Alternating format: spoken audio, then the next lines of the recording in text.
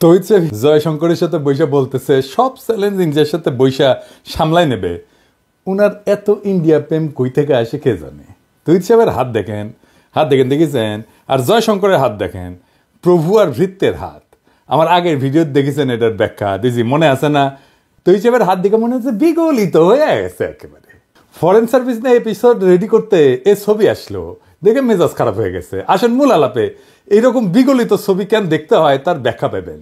আমি foreign service বা বাংলাদেশের কূটনৈতিক সামর্থ্য নিয়ে বলছিলাম যে এই সার্ভিসের একটা সংস্কার দরকার, এই ফরেন সার্ভিস রিফর্ম দরকার। এই পর্যন্ত শুনে অনেকের মনে করতে পারেন এইটা তো আমার দরকার নাই। হ্যাঁ জি না ভাই, এটা আমাদের খুব দরকার। আপনি শান্তিমতো মর্যাদার সাথে প্রবাসে আয় উপার্জন করতে পারবেন কিনা থেকে শুরু করিয়া ইন্ডিয়া আমাদের দেশে আবার তালুকদারি করতে আসবে কিনা সবকিছু নির্ভর করে আমার ফরেন সার্ভিসের দক্ষতার উপরে। তাই এর সংস্কার আমাদের জন্য খুবই জরুরি। আমাদের দেশের প্রত্যেকটা খাত নিয়ে আমাদের জানা লাগবে। আপনার আমার টাকা কেন কোথায় খরচা হয়, কেমনে খরচা হইতেছে, কিভাবে খরচা হইতেছে সেটা জানার আপনার পূর্ণ অধিকার আছে। আপনার কাছে যারা ভোট চাইবার আসবে তাদের থেকে বেশি জানা লাগবে আপনার, কারণ আপনি তাদের মালিক, ওরা আপনার চাকর। আপনি তাদের শেখাবেন দেশ কেমনে চালাইতে হয়, আপনার জানা লাগবে, কারণ দেশের মালিক আপনি। রাজনীতিবিদ আর আমলারা আপনার চাকরি করে, চাকরি। মালিকরাই তো চাকর বাকরদের বলবে কিভাবে কোন কাজটা করতে হবে, কেন করতে হবে, সেটা বলবে না মালিক? আসেন আমরা বুঝে দেখি ফরেন সার্ভিস বা আমাদের পররাষ্ট্র মন্ত্রণালয়ে কি কি সংস্কার দরকার, কেন সংস্কার দরকার। প্রথমে দরকার সাংবিধানিক সংস্কার। কেন জানেন? বাংলাদেশের সংবিধানের কূটনীতি আর আন্তর্জাতিক সম্পর্ক অংশে বলা আছে বিশ্বশান্তি প্রতিষ্ঠান নিরস্ত্রীকরণের ব্যাপক ভিত্তিক সমর্থন এবং আন্তর্জাতিক আইনের প্রতি শ্রদ্ধা ও সমর্থন। এটা কেন লেখা আছে জানেন? মানেটা কি? কেন এটা লেখা আছে? মানে কেন বিশ্বশান্তি প্রতিষ্ঠা নিরস্ত্রীকরণ বলা হয়েছিল? এটা ছিল ওই সময় স্নায়ুযুদ্ধ চলতেছিল একটা।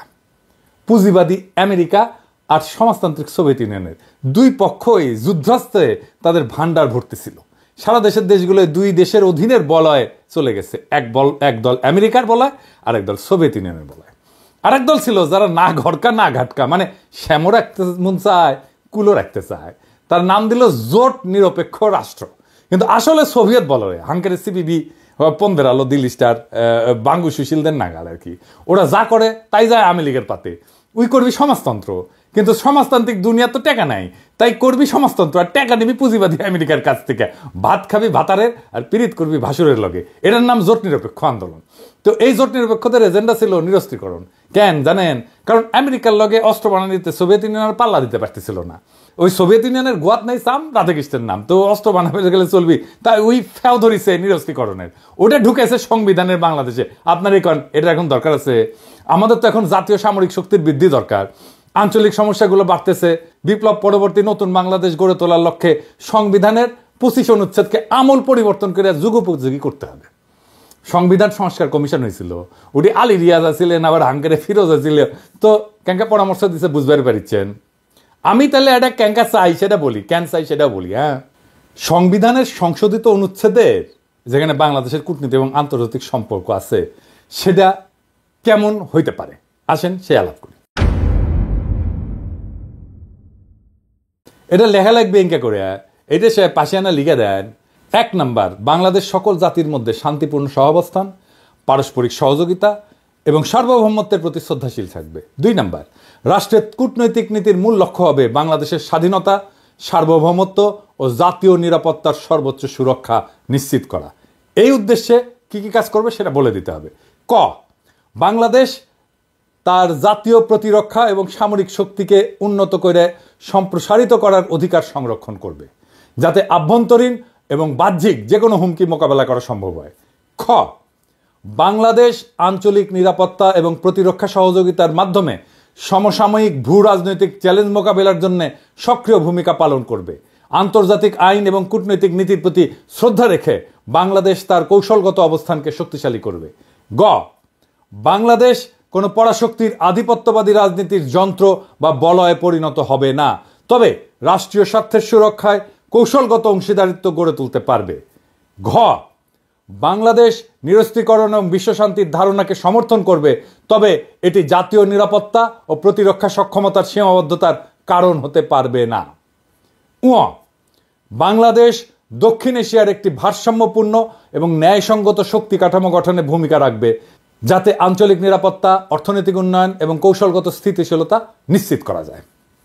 তো এই যে পরিবর্তনের কথা বললাম, এটা আসলে কি কারণে, এইটা একটু বুঝে দেখি। হ্যাঁ, 1 নম্বর কারণ হইতেছে যে নিরস্ত্রীকরণকে একপাক্ষিক আদর্শবাদ থেকে বের করে বাস্তববাদী জাতীয় নিরাপত্তার দৃষ্টিভঙ্গিতে রূপান্তর করার দরকার আছে।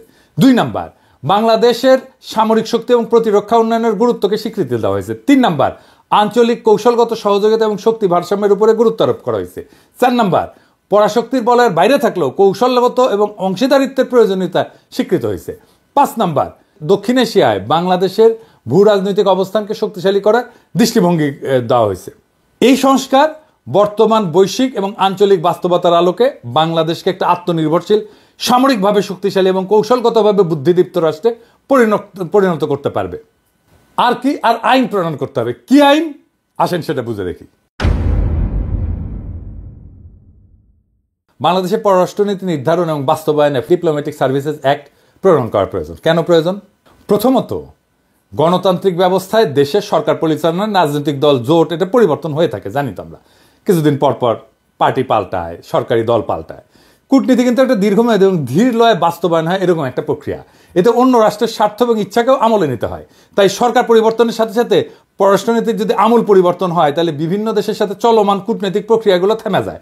রাজনৈতিক দলগুলো দেশে যেভাবে রাষ্ট্র চালায়, রাষ্ট্র সাজায়, সরকার, আমলা, পুলিশ টুলিশ, প্রশাসন, সবকিছুতে বিচার ব্যবস্থা, সবকিছুতে লোক বদলায়, একইভাবে বিদেশেও একই কাজ করতে চায় সে। বিদেশি কি করে, বিদেশের মিশনগুলোকে কাজে লাগায় সরকারের যেটা দলীয় আদর্শ সেটা প্রচারের জন্য।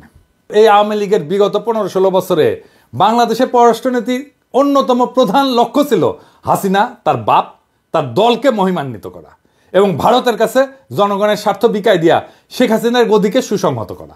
এই কাজ করতে যে আমাদের কূটনীতি স্বৈরাচারের প্রোপাগান্ডা মেশিনারি হিসেবে বিনা ভোটের নির্বাচন, নিশি ভোটের নির্বাচন, বিরোধী রাজনীতিক সহ সাধারণ মানুষকে হত্যা, গুম, সাজানো মামলায় গ্রেপ্তার করা, শ্রমিকের ন্যায্য অধিকার হরণ, সংবাদপত্র মিডিয়ার টুটি চাপা ধরা, ডিজিটাল সিকিউরিটি অ্যাক্ট সহ হাসিনার সমস্ত গণবিরোধী, মানবতা বিরোধী অপরাধের ছাপাই গিয়ে গেছে 15 বছর ধরে এই আমাদের কূটনৈতিক সার্ভিস।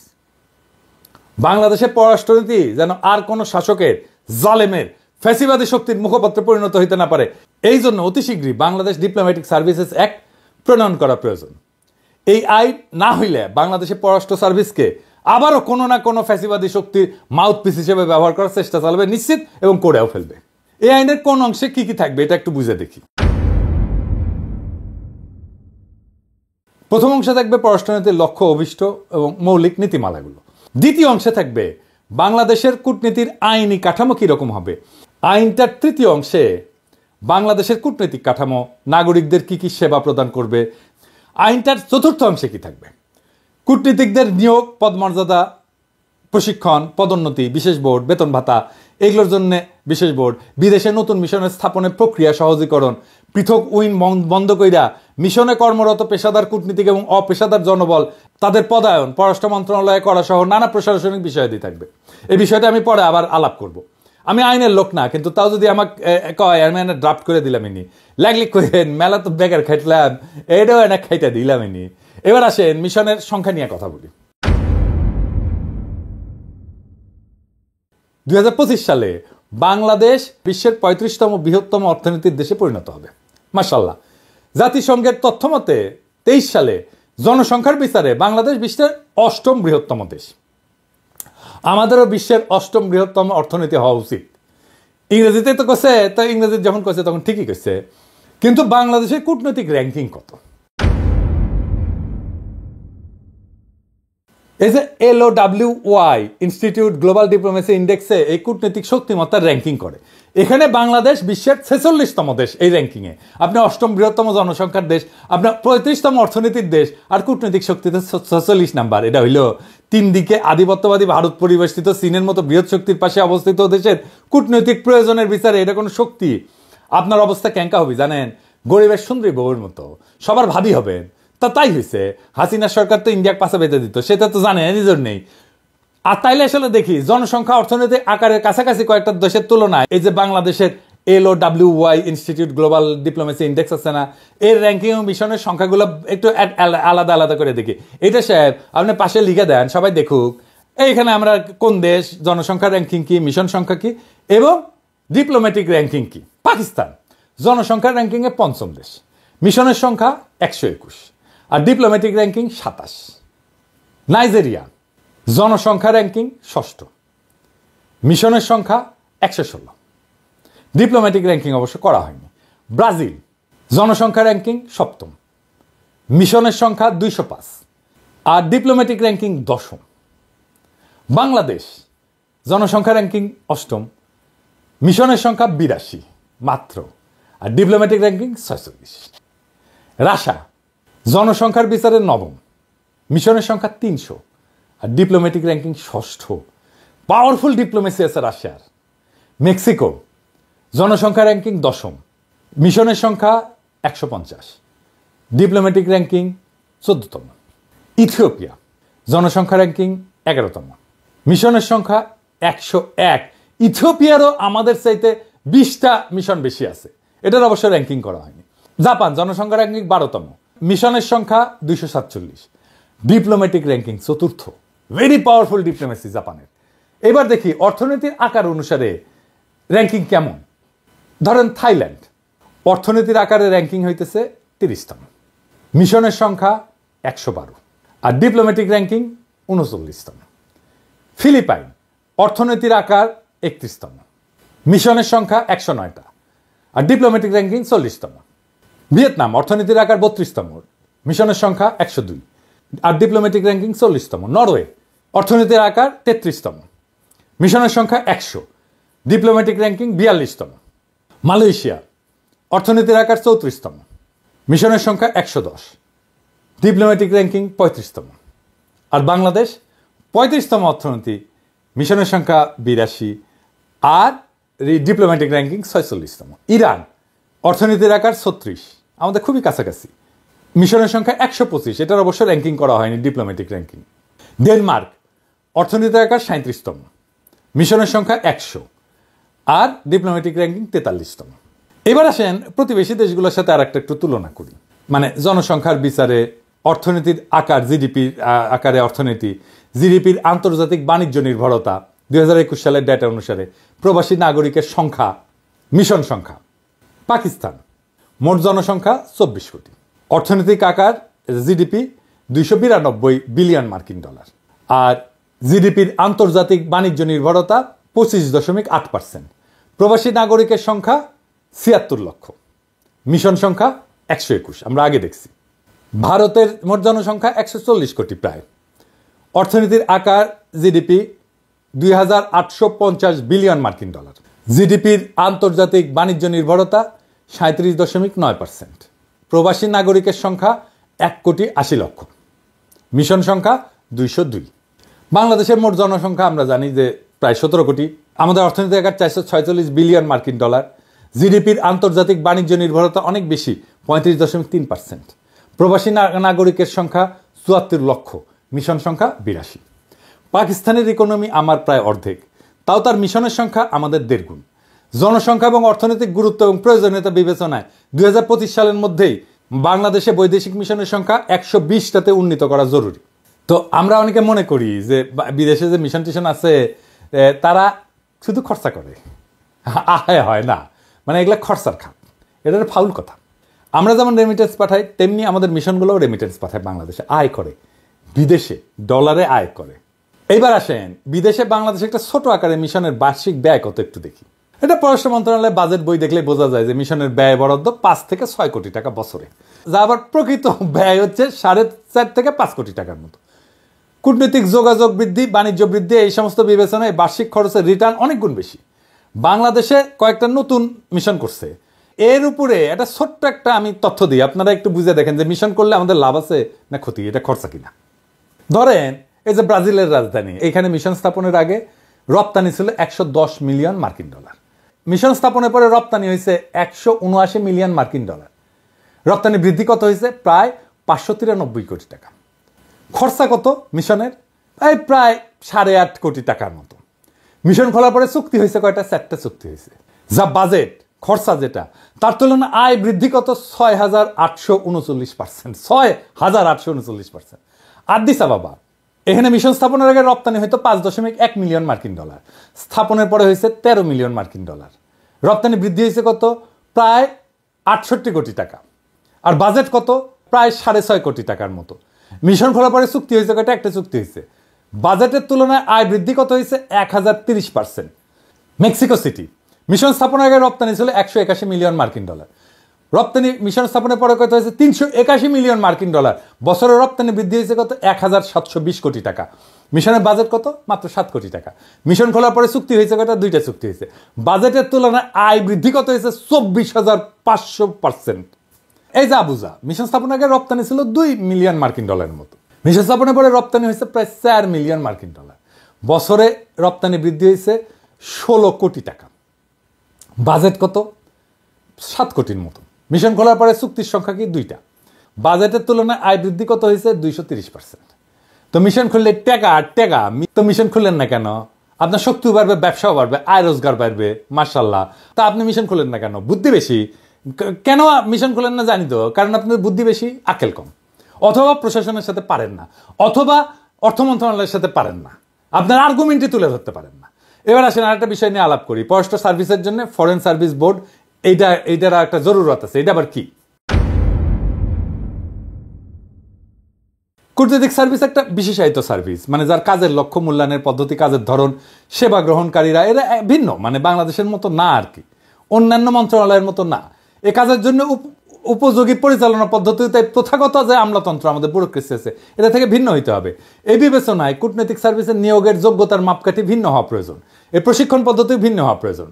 বিশেষভাবে কূটনীতিকদের মূল্যায়নের একটা মাপকাঠি আছে, মানে কি ভালো কাজ করতেছে না খারাপ কাজ করতেছে। এইটা আবার করছে কি, এটা একটা সিস্টেম আছে, নাম হচ্ছে APA, অ্যানুয়াল পারফরমেন্স এগ্রিমেন্ট। এটা আবার ইন্ডিয়া করে দিছে, বুঝছাও। এটা দিয়ে আমাদের কূটনীতিকদের দক্ষতা মাপে।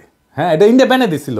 এটা কি, এটা একটা বুঝে দেখি এই APA এটা কি আর এটা কেমনে কাজ করে। এটা হইলো একটা প্রশাসনিক দলিল আর কি। এটা মূলত সরকারি সংস্থাগুলো মানে কাজ কি কি করছে এটা মূল্যায়নের জন্য ব্যবহার করা হয়। বাংলাদেশে এটা সরকারি প্রতিষ্ঠানের কার্যকারিতা মূল্যায়ন, জবাবদিহিতা বৃদ্ধি এবং দক্ষতা উন্নয়নের লক্ষ্যে প্রণয়ন করা হয়েছে বলে বলা হয়েছে। এটার মূল উদ্দেশ্য হয়েছে কি পরিমাণে কাজ সে দিচ্ছে, ডেলিভার করছে, এটা মেজার করা, মানে এটা পরিমাপ করা। প্রত্যেকটা মন্ত্রণালয়, বিভাগ, সরকারি সংস্থার বার্ষিক একটা টার্গেট তৈরি করা এবং সেটা অর্জন করতে পারছে কিনা সেটা পর্যালোচনা করা। এটা দায়বদ্ধতা এবং স্বচ্ছতা এটা নিশ্চিত করা, কাজের প্রতি জবাবদিহিতা নিশ্চিত করা এবং স্ট্র্যাটেজিক পরিকল্পনা, কৌশলগত পরিকল্পনা, নীতিগত লক্ষ্য বাস্তবায়ন এবং সরকারি সেবা উন্নত করা, সরকারি খাতের ব্যয় ব্যবস্থাপনা, সম্পদের কার্যকর ব্যবহার নিশ্চিত করা। কিন্তু বাংলাদেশের কূটনীতিকদের মূল্যায়নে এই APA কেন ব্যবহার করা যাবে না, এটা একটু বুঝে দেখে। এটা খুব ইন্টারেস্টিং ব্যাপার, একাডেমিক, কিন্তু বুঝলে এটা সুবিধা আছে আমাদের সবারই। কূটনীতিকদের কাজের প্রকৃতি অত্যন্ত গতিশীল এবং জটিল। তাদের কার্যকারিতা শুধুমাত্র প্রশাসনিক চুক্তি দেওয়া মাপা কঠিন। কূটনীতির ক্ষেত্র হচ্ছে পরিস্থিতি ভিত্তিক এবং রাজনৈতিক। এটা শুধু সংখ্যাভিত্তিক মানদণ্ড দিয়ে বিচার করা যায় না। APA সংখ্যাভিত্তিক মানদণ্ড। কূটনীতিক কাজ দীর্ঘমেয়াদী প্রভাব ফেলে, যা বার্ষিক মূল্যায়নে ধরা যাবে না। মানে আপনার এটা ফল আসতে যদি 5 বছর সময় লাগে, তাহলে আপনি 1 বছরের মধ্যে কি দেখবেন? দেখতে পাবেন না তো কিছুই। দ্বিপাক্ষিক এবং বহুপাক্ষিক সম্পর্ক, বিদেশি লবিং, প্রভাবশালী রাষ্ট্রের সাথে নীতিগত বোঝাপড়া, এগুলো সরাসরি APA-তে দেখাই যায় না। এটাই আসলে কূটনীতিক সার্ভিসের মূল কাজ। তাহলে আপনি APA দিয়ে করবেন কি এদের জন্য? এটা ছাড়াও সরকারের কিন্তু একটা ওভারঅল হাসিনার আমলে ভারতীয় পরামর্শ APA ছাড়াও NIS বলে একটা জিনিস তৈরি করছে। এটা একটা হাস্যকর পদ্ধতি। NIS দিয়া কোন মন্ত্রণালয় কত ভালো কাজ করতেছে, কত দক্ষ, সেটা বের করা হয়। কিন্তু ইন্টারেস্টিং হয়েছে, NIS দিয়ে যে সমস্ত মন্ত্রণালয়কে দক্ষ বলে বলা হয়েছে, সেগুলোই হইতেছে সবচেয়ে দুর্নীতিগ্রস্ত এবং সবচেয়ে অদক্ষ মন্ত্রণালয়। আসেন এটা বুঝে দেখে এটা কিরকম। বাস্তবে যে সমস্ত মন্ত্রণালয় সবচেয়ে দুর্নীতিগ্রস্ত এবং অদক্ষ, তারাই এই যে মূল্যায়ন পদ্ধতি, এই যে NIS আর APA বললাম, এতে শ্রেষ্ঠ মন্ত্রণালয় হিসেবে স্বীকৃতি পাইছে। এটাতে কৃত্রিমভাবে সাজানো রিপোর্টের মাধ্যমে প্রশাসনকে দক্ষ এবং দুর্নীতিমুক্ত দেখানোর চেষ্টা করা হয়। বাস্তবে জনগণের সেবা নিশ্চিত করতে এই পদ্ধতিগুলা কোনো কার্যকর পরিবর্তন আনতে পারেনি।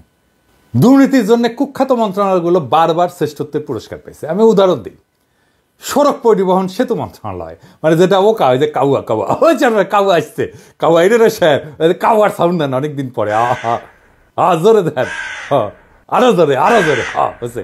হ্যাঁ, তো এইখানে তারা কিভাবে কাজ করছে, কি দুর্নীতি করছে আমরা তো জানি। আর কি গৃহায়ন এবং গণপূর্ত মন্ত্রণালয়, হ্যাঁ, সরকারি ভবন নির্মাণ উন্নয়নে, এটা সাধারণ ঘটনা তো দুর্নীতিতে। শিক্ষা মন্ত্রণালয়, যেখানে প্রস্তভাস, নিয়োগে দুর্নীতি এবং শিক্ষাখাতের মানের যে অবনতি ঘটছে, সেটা তো এই শিক্ষা মন্ত্রণালয় দীপুমণি করছে, তাই না? সেটা নাকি বেস্ট পারফর্মিং মন্ত্রণালয়। তাহলে চিন্তা কর, স্বাস্থ্য মন্ত্রণালয় কি হয়েছে এটা তো আমরা জানি, এখনো স্বাস্থ্য মন্ত্রণালয় সেইটার জন্য ঢুকতেছে। এই এপিআর এনআইএস এটা জনগণের সাথে প্রতারণা করে এক ধরনের ব্র্যান্ডিং টুল। এটা ব্যর্থ, অপ্রাসঙ্গিক।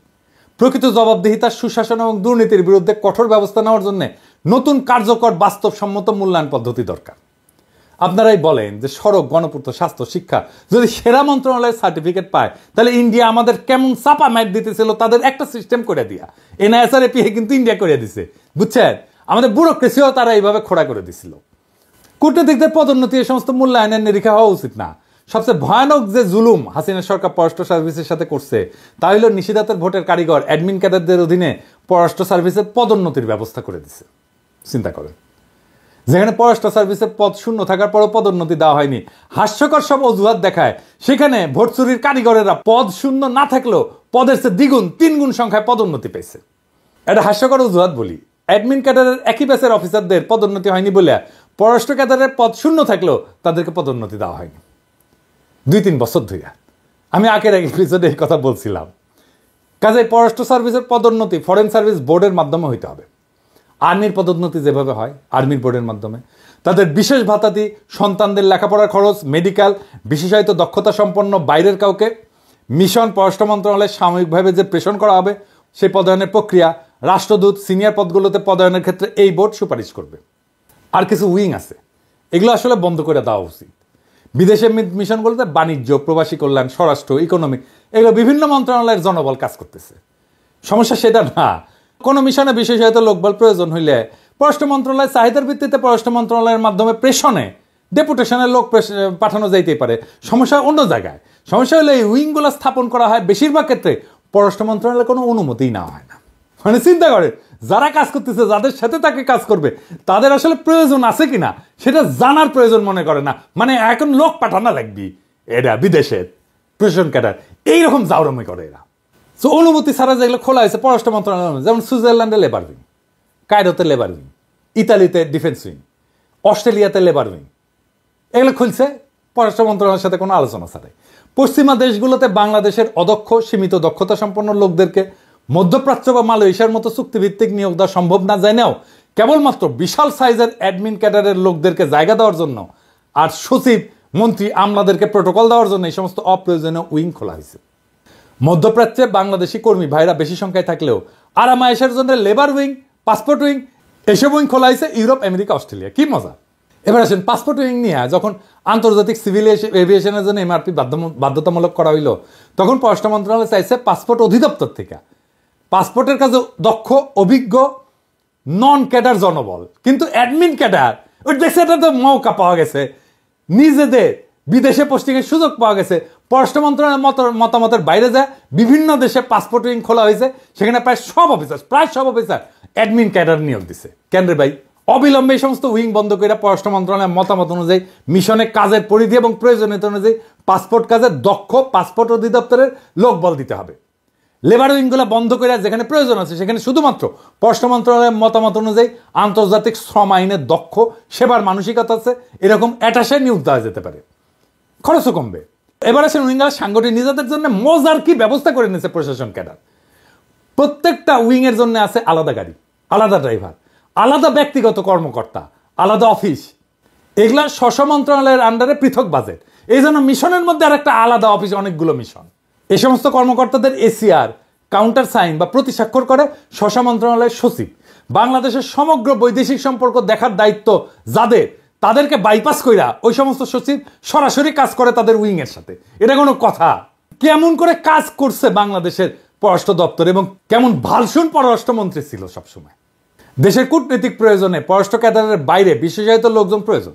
এই প্রয়োজন একটা মিশনের মধ্যে আরো কতকগুলো স্বতন্ত্র প্রশাসনিক সাংগঠনিক কাঠামো গঠন করে কেন করতে হবে রে ভাই? কেন প্রশাসন ক্যাডারের জুনিয়র কর্মকর্তারা বিদেশে গাড়ি বিলাস করবে? দেশে যেভাবে লয় লস্কর সহ আরামাইশে থাকে সেভাবে বিদেশেও বউ বাচ্চার প্রয়োজনে গাড়ির ব্যয় কেন দেশের গরিব মানুষ দেবে? আর মজা হইল দেশে যে বিশেষভাবে গাড়ির মালিক হয়ে যায় তার সেই গাড়ির জন্য আবার বিদেশে বসেও রক্ষণাবেক্ষণ বাবদ টাকা তোলে, বুঝছাও। একদিকে দেশে গাড়ি উবারে দেয় অথবা আত্মীয় স্বজনের কাছে বর্গা দেয়, আবার বিদেশের সরকারি খরচে গাড়ি হাঁকায়, দেশের ভাড়াঘাটা গাড়ির ব্যয় বাবদ তোলে, আবার রাতের ভোটের কারিগরদের খুশি করার জন্য কি ব্যবস্থাই না করছে হাসিনা। আমাদের সুনির্দিষ্ট প্রস্তাব হইল বৈদেশিক সম্পর্কের পুরোটার দায় দায়িত্ব পররাষ্ট্র মন্ত্রণালয়কে দিতে হবে। এটা খুবই ন্যায্য চাওয়া। মিশন হবে একটা মাত্র প্রশাসনিক ইউনিট, সেখানে কূটনৈতিক ছাড়াও বিশেষায়িত দক্ষতা সম্পন্ন অ্যাটাশে থাকবে।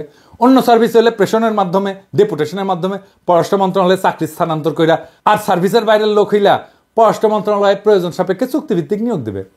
কিন্তু বিশেষায়িত এই সমস্ত নিয়োগ পুরোটাই হবে অস্থায়ী ভিত্তিতে, প্রয়োজনীয়তা এবং দক্ষতার বিচারে। কোনো উইং থাকতে পারবে না। মিশন হবে একক ইউনিট। ফিল্ডে যেভাবে ক্যাডার দ্বন্দ্ব ক্যাজাল ইগল লড়াই লাগায়, সেইটা আবার মিশনে হইতে দেওয়া যাবে না। এমনিতেই মিশনের লোক বল কম, তাও যদি এই সমস্ত ফালতু কাজে ব্যস্ত থাকে তাহলে কাজ কিভাবে হবে? তাই এই উইং প্রথা বন্ধ করে দিতে হবে মেহরবানি করে, আজই এখনই। মিশনে বিশেষায়িত দক্ষতার লোকজন অ্যাটাশে হিসাবে আসবেন, কিন্তু তা আসবেন পররাষ্ট্র মন্ত্রণালয়ের মাধ্যমে। তাদের জন্য মিশনের ভেতরে আরও কতগুলো মিশন খোলার দরকার নাই। আমি এটা নিয়ে আগের এপিসোডে বলছি, এতে সরকারের খরচা কমবে, আর যেই অফিসার যেই দপ্তরে কাজ করছে তারই তো আনবো উইংয়ে, তাই না? অ্যাটাশে করে প্রশাসন ক্যাডারের একজনকে পাসপোর্ট উইংয়ে দিলাম, যে কোনোদিন পাসপোর্ট নিয়ে কাজই করে নাই, ভবিষ্যতেও করবে না, তবে তার 2 বছর ইউরোপে পাসপোর্টের দায়িত্ব দিয়ে রেখে তারপরে দেশে গিয়ে তুলা উন্নয়ন বোর্ডের পরিচালক বানিয়ে দিলাম। এটা কোনো কাজ হইল? প্রশাসন ক্যাডারকে বলবো আপনাদের লোকগুলোকে উইথড্র করেন, সসম্মানে ফেরত নিয়ে যান, গাড় পেলি কইরেন না, বুঝছাও। হ্যাঁ, আমরা গেলে এমবাসিতে যাই ঘাট ধাক্কা দিয়ে বের করে দিতে পারি, সেই সামর্থ্য আছে আমাদের। প্যারিসে থেকে যদি 32 নম্বর জয় বাংলা করে দেওয়া যায়, তাহলে এমবাসি থেকে 2-1জনকে ঘাট ধাক্কা দিয়ে বের করে দেওয়া যাবে। সবাইকে দিতে হবে না, 2-1টা জায়গায় স্যাম্পল দেখালে আপনারা সাইজ হয়ে যাবেন। ভালোভাবে বললাম তো, কিন্তু হয় কি, অনেকে বলে যে আমি উগ্রতা ছড়াই, কিন্তু আপনারা তো ভালোভাবে বললে শুনেন না রে ভাই, বাধ্য করেন তো উগ্র হইতে। তো আমরা যুক্তি দিয়া বুঝান যে কেন এদেরকে রাখা দরকার, নয়তো প্রত্যাহার করেন, সিম্পল হিসাব করে ফেলবেন, গাড়পেলি করবেন, সাইজ করে দিব কলে। আসেন এবারে অডিট নিয়ে কথা বলি, অডিট দিয়ে মিশনের পারফরমেন্স মূল্যায়ন করার কথা বলি। মিশনগুলোতে 2 বছরের একবার অডিট করার জন্য 2 জন অফিসার 14 দিন করে সরকারের টিএডিএ নিয়ে সফর করে। অথচ মিশনগুলোর গড় ব্যয় হইতেছে বছরে 5 কোটি, যার 60% বেতন ভাতা, যার অডিট সফর করে করার কিছু নাই। বেতন ভাতা তো আগে থেকে ঠিক করা থাকে, তাই না? আর এটা তো বেতন ভাতা নিজে তোলে না, আপনারা পেটে দেন তার অ্যাকাউন্টে, তাই না? মিশনে অডিটে যাওয়ার জন্য অডিট অফিসের যে আগ্রহ, তার সবার সরকারের যদি সব সেক্টরে থাকলে হইনি, তাহলে এত তো দুর্নীতি হইল না নি। এটা হইতেছে ফরেন ট্রিপ, একটা 14 দিনের মুফতে একটা ফরেন ট্রিপ। এর চেয়ে গুরুত্বপূর্ণ হইল যে 2% থেকে 5% নিয়ে তো বিল পাস করেন, তাই না? এটা তো আমরা জানি, তাই না? এটা তো সিস্টেম। এটা বন্ধ করেন, দেশের মানুষের মাথার উপর থেকে এই টাকার ভারটা তো কমতো, তাই না? এই ঘুষ নীতির ব্যয়ের বোঝার ভারটা তো কমতো, কিন্তু করেন তো আপনারা। পার্সেন্ট নিয়ে তো বিল ঠিকই দেন, তো তখন অডিট করা লাগে না, ওইটা থামলাম। আপনাদের এই 5-6 কোটি টাকার ব্যয়ের অডিট নিয়ে, যার বেশিরভাগই হইতেছে বেতন ভাতা, সেটা নিয়ে আপনাদের কুরকুরানি দেখলে মেজাজ কলে খারাপ হয়ে যায়। মিশনগুলোতে অডিট আপত্তি হয়, এবং আর আপত্তি হয় কি জানেন? আপত্তি হয় কি, সেটা মজার একটা ব্যাপার, আর কত কমু আর কি। এটা হইতেছে দেশের যে প্রকিউরমেন্ট রুলস আছে, এইটা আবার এদেশে এসে পালন করতে হয়, এই আইন আছে। এটা আইন না থাকলে আপত্তি দেয়। আমি তো ফ্রান্সে থাকি, ফ্রান্সে কোনো পণ্য সেবা এটা কেনার জন্যে কোটেশন আনতে হলে টাকা দিতে হয়, আবার কোটেশন না থাকলে অডিটে আপত্তি করতে হয়। তা মিশন কই যাবে? এটা বাংলাদেশের মতো না, চাইলে কোটেশন দিয়ে দিবে, তা তো না, টাকা দিবেন, কোটেশন দিবে, তো মিশন যাবে কই? ধরেন এক এক দেশের স্কুলের একটা মিনিমাম এজ এক এক রকম আছে না, কিন্তু দেশ থেকে নিয়ম করে দেওয়া হয়েছে যে 6 বছর না হইলে টিউশন ফি সরকারি খাত থেকে নেওয়া যাবে না। এখন ধরেন যেই দেশে 5 বছরে স্কুলে যাওয়া বাধ্যতামূলক, যেই দেশে, সেই দেশে কি করবে কূটনীতিকের বাচ্চারা? না পড়ায় বসে রাখবে ঘরে? অনেক উন্নত দেশেই সরকারের যে টাকা, সেই টাকা দিয়ে 2 বাচ্চা পড়ানো যায় না, বাধ্য হয়ে তার বাচ্চাকে ওই দেশের স্থানীয় ভাষায় স্কুলে পড়াইতে হয়। 2 বছরের জন্য একজন ধরেন ফ্রান্সে আসছে, তোর বাচ্চাকে ফ্রেঞ্চ স্কুলে পড়াবে, ওর তো ল্যাঙ্গুয়েজ শিখতেই 2 বছর লাগবে রে ভাই। তো কূটনীতিকদের সন্তানেরা যে ইংলিশ মিডিয়ামে পড়তে হয়, এটা তো বিলাসিতা না, এটা তো নেহায়েত প্রয়োজন। আপনি বাচ্চাদের কথা চিন্তা করবেন না, তো জীবন ধ্বংস হয়ে যাবে তোরে ভাই। 2 বছর পর ট্রান্সফার হয়, তো এখন ফ্রান্স থেকে স্পেনে গেল, বা ফ্রান্স থেকে সৌদি আরব গেল, উঠি যে আবার আরবি শিখবি, আবার 2 বছর ওই ল্যাঙ্গুয়েজই শিখবি চিরজীবন। মানে আমি কই না যে আমাদের ব্যুরোক্রেটরা, আমলারা, এদের মাথাত কি আছে আমি জানি না, কিন্তু এদের হৃদয় নাই। হৃদয় দিয়ে প্রবলেম বুঝে না। আমি যে কথাগুলো কইলাম এটা শুনছেন তো? এই কথাগুলোর মধ্যে কোনোটা অন্যায্য কথা আছে, বেইনসাফি কথা আছে? আর কি মিশনের পারফরমেন্স মূল্যায়নের সুনির্দিষ্ট মানদণ্ড করা জরুরি। এটা না হলে জাতিসংঘ মিশন, লন্ডন মিশন, ওয়াশিংটন সহ যে সমস্ত মিশন সবসময় লাইমলাইটে থাকে, শুধু সেইগুলোকে ভালো মিশন বিবেচনা করার প্রথা বন্ধ হবে না তো? আর এসব লাইমলাইটে থাকা মিশনগুলো যাওয়ার জন্য তদবিরও বন্ধ হবে না। আর একটা কি, বিভিন্নমুখী যে সহযোগিতার খাত, এটা প্রকৃত অর্থে সম্প্রসারণ করা প্রয়োজন। কূটনীতির মোদ্দা কথা হইল স্ট্র্যাটেজিক এনগেজমেন্ট। বাংলাদেশের পররাষ্ট্রনীতিকে ভারতমুখিতার বাইরে নিতে হইলে সবার আগে প্রয়োজন সব গুরুত্বপূর্ণ দেশের সাথে বহুমুখী এনগেজমেন্ট, বহুমুখী সম্পর্ক। অর্থনীতির বিভিন্ন ক্ষেত্রে, শিল্প, সংস্কৃতি সহ সম্ভাব্য সকল ক্ষেত্রে সরকার টু সরকার engagement, people to people engagement, বিভিন্ন বেসরকারি প্রতিষ্ঠানের এনগেজমেন্ট, এইগুলো করতে হবে। তাহলে বিপ্লব পরবর্তী নতুন বাংলাদেশের জন্য উপযুক্ত পররাষ্ট্রনীতি বাস্তবায়ন সম্ভব হবে। বিভিন্ন শক্তি কেন্দ্রের সাথে বহুমুখী সম্পর্কে এনগেজমেন্ট বাড়লেই বাংলাদেশের উপর থেকে ভারতীয় আধিপত্য খতম হবে। আর কোনোদিন হাসিনার মতো কোনো সরকার বাংলাদেশকে ভারতের গোলামে পরিণত করতে পারবে না। প্রধান উপদেষ্টা এবং পররাষ্ট্র উপদেষ্টা এগুলো অতি দ্রুত বুঝলে ভালো। তো আমরা তো অনেক কিছু বললাম, বিশ্লেষণ করলাম, সমস্যাগুলো দেখাইলাম, সমাধান দিকগুলো তুলে ধরলাম, কিন্তু কথা শুধু বোঝার মধ্যে থেমে থাকলে তো হবে না, কিছু বদলাবে না। সত্যিকারের পরিবর্তন আসে যখন আমরা সচেতন হই, সক্রিয় হয়ে দায়িত্ব নিয়ে কাজ করি। আপনার, আমাদের প্রত্যেকের ভূমিকা আছে। এই দেশ তো আমাদেরই, তাই না? এই রাষ্ট্র আমাদের, এর ভবিষ্যৎও আমাদের। কেবল অভিযোগ করে থেমে থাকলে তো কিছু বদলাবে না। আমাদের জানতে হবে, বুঝতে হবে, প্রশ্ন করতে হবে, আর প্রয়োজনে দৃঢ়ভাবে দাবি তুলতে হবে। একটা শক্তিশালী পররাষ্ট্রনীতি, দক্ষ কূটনৈতিক সার্ভিস আর ন্যায়ভিত্তিক প্রশাসন গড়ে তোলার লড়াই শুধু কোনো একক ব্যক্তির দায়িত্ব না, এটা পুরো জাতির সংগ্রাম। এই জন্যে আমরা এই সংগ্রামের পথে নামছি এবং সবাইকে বুঝাই। আসেন সবাই মিলে একটা আত্মনির্ভরশীল, সম্মানজনক, শক্তিশালী বাংলাদেশ গড়ে তুলি। ইনকিলাব জিন্দাবাদ।